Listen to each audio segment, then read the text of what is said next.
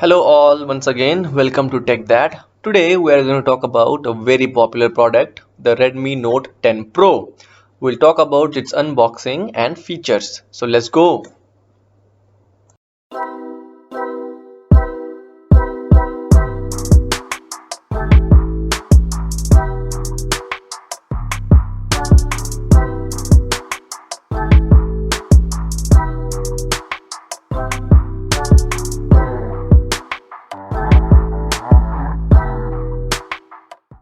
So before we actually unbox the product, let's have a quick look at some of the feature the phone provides us.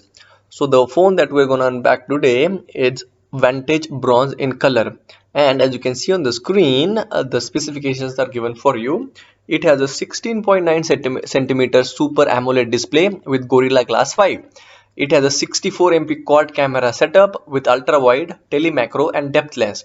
Its design is also evolutionary with 3D frosted glass back. Its weight is around 192 gram and its sizes is 8.1 millimeter thin. Its battery size is also 5020 milliamp per hour. It has a 33 watt hour fast charger. The operating system is MIUI 12 and Android 11. It has a dual SIM card and a dedicated micro SD slot. The refresh rate, you have two types of refresh rate in this phone, 60 Hz and 120 Hz. 120 Hz is for peak brightness and 1200 nits. Also the processor is Qualcomm Snapdragon 732G. The front camera is 16 MP and it is in display camera. It has a flush side mounted fingerprint sensor on the side and also haptic feedback. Also this specific phone comes with 6 GB and 8 GB type of RAMs, and also storage option starts from 64 GB and go all the way up to 128 GB. So let us go and do the unboxing.